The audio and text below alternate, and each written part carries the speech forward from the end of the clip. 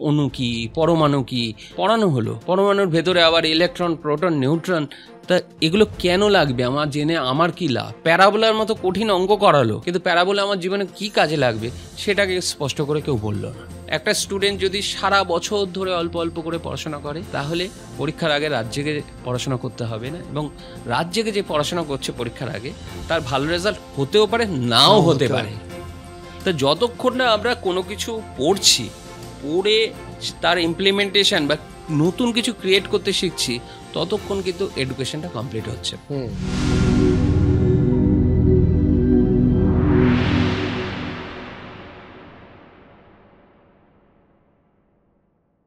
Education সিস্টেমে আপনি এই টিউটোপিয়া মারফত বলুন বা আপনার ব্যক্তিগত প্যাশন মারফত বলুন, কি চেঞ্জেস করতে চাইছেন?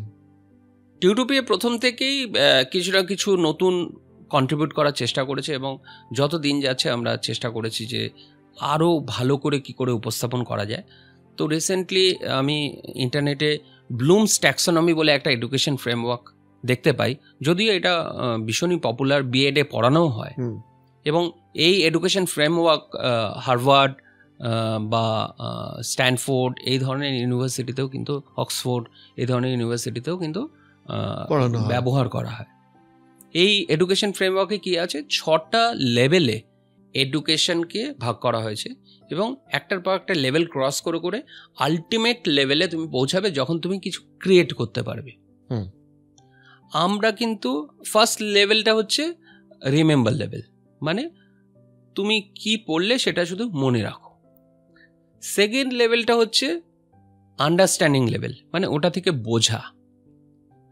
থার্ড লেভেলটা হচ্ছে এর প্র্যাকটিক্যাল ইমপ্লিমেন্টেশন কোথায় কোথায় হচ্ছে।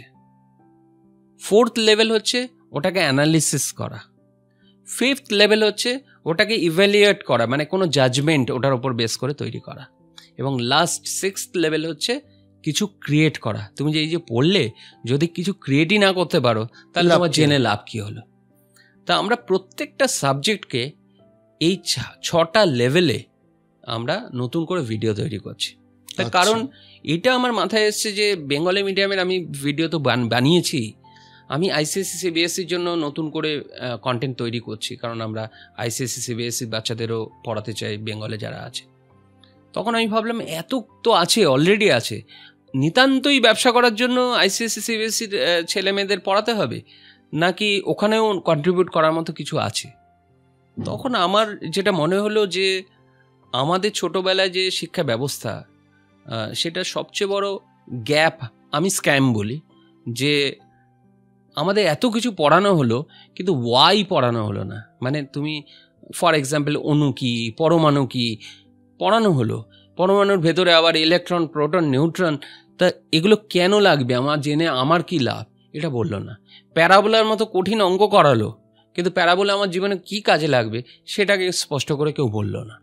তো সেই জন্য আমরা ঠিক করেছি আমরা এরপরে যে আইসিএসসি সিবিএসসির ভিডিও বানাচ্ছি, পাশাপাশি বেঙ্গলি মিডিয়ামের ভিডিওগুলোকেও আমরা রিপ্লেস করব ব্লুমস ট্যাক্সোনমি দিয়ে, যেখানে 6টা লেভেলে প্রত্যেকটা টপিক আলোচনা করা হবে।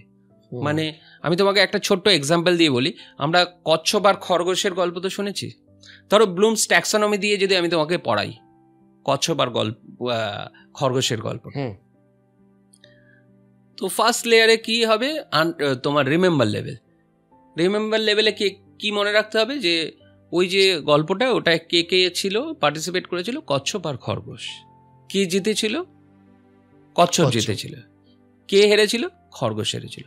ব্যাস, রিমেম্বার লেভেল শেষ। এবার হচ্ছে আন্ডারস্ট্যান্ডিং লেভেল।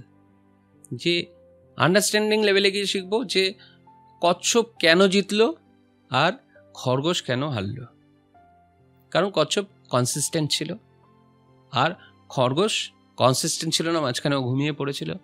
তো সেই জন্য যে কনসিস্টেন্ট থাকবে সে জিতবে, যে ইনকনসিস্টেন্ট থাকবে সে হারবে। এটা আন্ডারস্ট্যান্ডিং লেভেলে শিখলাম। নেক্সট হচ্ছে প্র্যাকটিক্যাল লেভেল।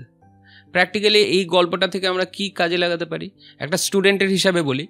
একটা স্টুডেন্ট যদি সারা বছর ধরে অল্প অল্প করে পড়াশোনা করে, তাহলে পরীক্ষার আগে রাত জেগে পড়াশোনা করতে হবে না, এবং রাত জেগে যে পড়াশোনা করছে পরীক্ষার আগে তার ভালো রেজাল্ট হতেও পারে, নাও হতে পারে। কিন্তু যে সারা বছর ধরে কনসিস্টেন্টলি ওই কচ্ছপের মতো করে রেসটাকে জেতার চেষ্টা করবে, সে কিন্তু জিতবেই। তাহলে এটা গেল হচ্ছে থার্ড লেভেল, মানে প্র্যাকটিক্যাল ইমপ্লিকেশনও আমরা বলে দিলাম। এবার ধরুন অ্যানালাইজ করা। অ্যানালাইজ কী করলাম, যে এই গল্পটা থেকে অ্যানালিসিস বেরোচ্ছে যে তুমি যদি কনসিস্টেন্ট থাকো তাহলে তুমি জিতবে, আর তুমি যদি ওভার কনফিডেন্ট হয়ে যাও তাহলে তুমি কিন্তু হারবে। ঠিক আছে, নেক্সট লেভেল হচ্ছে, ফিফথ লেভেল হচ্ছে ইভ্যালুয়েট করা। আমি এবার জাজমেন্ট পাস করব। জাজমেন্ট কি? কচ্ছপ কনসিস্টেন্ট ছিল, ও শুরু থেকে শেষ অবধি এক ছিল, সেই জন্য জিতেছে। আর খরগোশ প্রথম থেকে ওভার কনফিডেন্ট ছিল, মাঝখানে গিয়ে ঘুমিয়ে পড়েছে, সেই জন্য হেরেছে। লাস্ট লেভেল কি? তুমিও কচ্ছপ আর খরগোশের মধ্যে একটা গল্প লেখো, না হলে তোমার শেখা কমপ্লিট হলো না। তাহলে আমি একটা গল্প লিখতে পারি যে আবার কচ্ছপ আর খরগোশের দৌড় শুরু হলো, ওখানে শামুক জয়েন করলো, দিয়ে আমি একটা গল্প নতুন করে লিখতে পারি। অথবা একটা গল্প লিখতে পারি যে কচ্ছপ আর খরগোশ যে দৌড়টা হলো, সেখান থেকে খরগোশ শিক্ষা নিল যে না, ওভার কনফিডেন্ট হওয়া ভুল হয়ে গেছে, আবার নতুন করে দৌড় শুরু করলো। গল্পটা যে কোনো দিকে যেতে পারে, কিন্তু আমি একটা ক্রিয়েট করলাম নতুন কিছু। তা যতক্ষণ না আমরা কোনো কিছু পড়ছি, পড়ে তার ইমপ্লিমেন্টেশন বা নতুন কিছু ক্রিয়েট করতে শিখছি, ততক্ষণ কিন্তু এডুকেশনটা কমপ্লিট হচ্ছে না। তো এটাকেই বলছে ব্লুমস ট্যাক্সোনমি এডুকেশন ফ্রেমওয়ার্ক। তো এই ফ্রেমওয়ার্কে আমরা এবার ফিজিক্সে যা পড়াবো, কেমিস্ট্রিতে যা পড়াবো, ম্যাথামেটিক্সে যা পড়াবো, প্রত্যেকটা শেষে আমরা কিছু ক্রিয়েট করতে শেখাবো। মানে ধরে নাও আমি যদি রিফ্র্যাকশন শেখাই, তাহলে একটা দূরবীন ক্রিয়েট করা, ওর শেষে ওরকম কিছু একটা ক্রিয়েট করতে জানতে হবে, নাহলে কোনো লাভ নেই তোমার শিখে। ওই লেভেল অফ দি এডুকেশনটাকে ভাবছি নিয়ে যাব, এবং ওইভাবে কন্টেন্ট তৈরি করছি। দেখা যাক, আশা করি সেটা একটা আমাদের মানে শিক্ষা ব্যবস্থার জন্য ভালো হবে, কারণ আমাদের এখানে শুধুমাত্র থিওরিটিক্যাল বেসড পড়াশোনা হয়। মানে সাইন থিটা কস থিটা আমার জীবনে কি কাজে লাগতে পারে, হ্যাঁ, এটা যদি বলে দিত না, তোমার কিন্তু আগ্রহ বেড়ে যেত।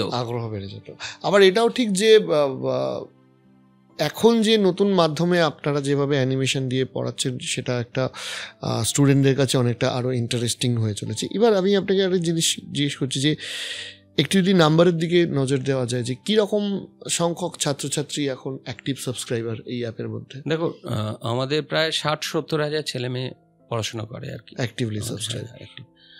আর আমাদের ডাউনলোড অনেক বেশি, তার কারণ আমরা প্রায় 1 মিলিয়ন ডাউনলোড আছে আমাদের। তো তার কারণ আমরা ফ্রিতে প্রথম 1 বছর আর কি ওটা দিয়েছিলাম ছেলে মেয়েদের, তখন কোভিড পিরিয়ড ছিল, সেই জন্য প্রচুর ডাউনলোড ওই সময়ও হয়েছিল আমাদের। তো আর সবাই তো পড়াশোনা করছে যারা, তারাই ডাউনলোড করে না, প্রচুর প্রাইভেট টিউটর আছে, তারা ডাউনলোড করে। তো স্বাভাবিকভাবেই স্কুল আছে, তারা কন্টেন্টটা পেয়ে যায় ওখান থেকে, তারা ওখান থেকে, এরকম অনেক প্রাইভেট টিউটর আছে আমরা জানি, যারা স্টুডেন্ট হিসেবে সাবস্ক্রাইব করে নিয়ে ওরও হেল্প হয়। তা আমরা ইনডাইরেক্টলি তাকেও কন্ট্রিবিউট করতে পারছি ভেবে আমাদের ভালো লাগে। তার কারণ দেখুন, 70 লক্ষ ছেলে মেয়ে আমি পড়াতে পারবো না একা, বা আমি একটা পার্সেন্টেজ পড়াবো, 2%, 3%, ম্যাক্সিমাম 5%, বাকি 95% তো এই প্রাইভেট টিউটারদেরই পড়াতে হবে বা কাউকে না কাউকে পড়াতে হবে। তো এই জন্যই বলছি, কারোর সাথে কারোর কম্পিটিশন নেই, বরঞ্চ যে যত বেশি কন্ট্রিবিউট করতে পারবো, একটাই ইকোসিস্টেম, ওটা আরও ডেভেলপ করবে।